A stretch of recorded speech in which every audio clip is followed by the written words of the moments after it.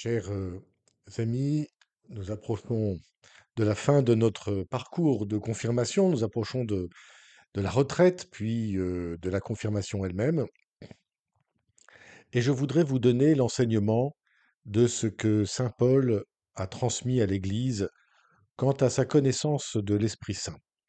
Sans doute faudra-t-il 2 vidéos pour cela, et je commence aujourd'hui par vous lire un extrait du chapitre 8 de l'Épître aux Romains, qui traite de ce qu'est l'Esprit Saint pour un chrétien. Quel est très concrètement son rôle, sa place dans la vie chrétienne?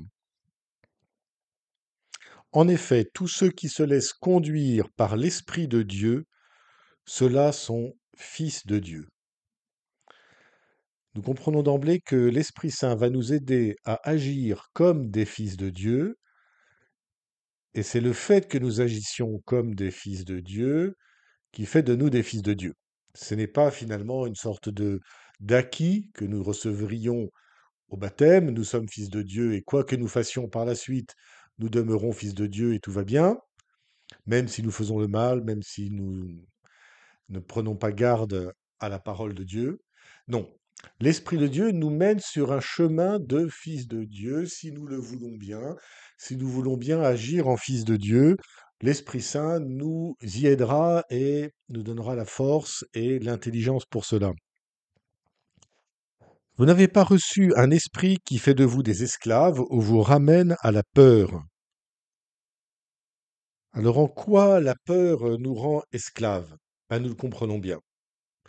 Si nous sommes peur panique de ne pas avoir de bons examens, on est complètement paralysé par ça. Non seulement on fait plus rien, mais même on rate ses examens. La peur nous paralyse. Si on a une peur panique de perdre quelqu'un, qu'il arrive du mal à notre petite sœur ou je sais pas quoi, cette peur nous paralyse et nous empêche d'accompagner et de protéger notre petite sœur, par exemple. Ou nous font faire des choses ou dire des paroles qui n'aident pas du tout notre petite sœur. Non, vous n'avez pas reçu un esprit de vous qui fait des esclaves et vous ramène à la peur, mais vous avez reçu un esprit qui fait de vous des fils. Et c'est en lui, en l'Esprit Saint, que nous crions Abba, c'est-à-dire Père.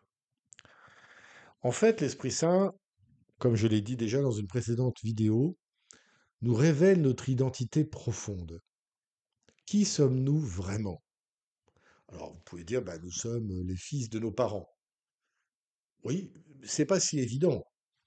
D'abord parce qu'on peut être très différent de nos parents, d'un point de vue du caractère, de l'histoire, du tempérament, du goût.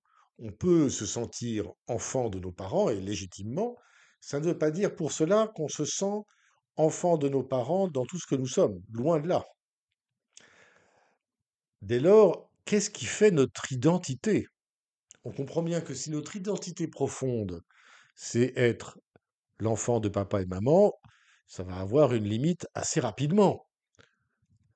Qu'est-ce qui fait notre identité profonde? L'Esprit Saint nous la révèle. C'est d'être enfant de Dieu et donc appelé à agir comme des enfants de Dieu. Ça nous donne une grande liberté. Parce que finalement, nous ne dépendons de personne quand nous sommes comme ça. Ça ne veut pas dire que nous méprisons tout le monde, absolument pas. Mais nous trouvons notre force, notre identité, notre assise de ce qui ne dépend en rien de ce monde et qui ne dépend que de l'Esprit Saint, que du fait que nous sommes enfants de Dieu. Alors, comment cette révélation s'opère-t-elle? Est-ce que c'est un message? Est-ce que c'est une révélation ésotérique? Non, pas du tout. Saint Paul poursuit. C'est donc l'Esprit Saint lui-même qui atteste à notre esprit que nous sommes enfants de Dieu. Ça veut dire quoi? Ça veut dire que l'Esprit Saint nous fait comprendre intérieurement qu'effectivement nous sommes enfants de Dieu, fils du Père. À quel moment? Ben, c'est vrai, je pense avant tout dans la prière, mais aussi dans l'action que nous faisons à cause du Christ, à cause de Dieu.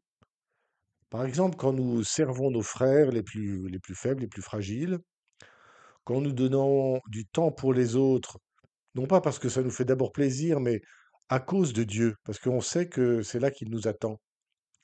Alors, on se sent fils de Dieu et c'est l'Esprit Saint qui atteste à notre esprit intérieurement que oui, nous sommes enfants de Dieu.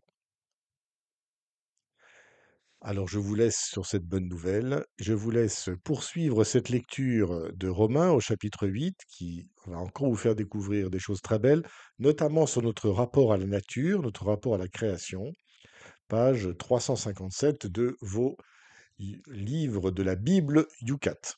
À très bientôt.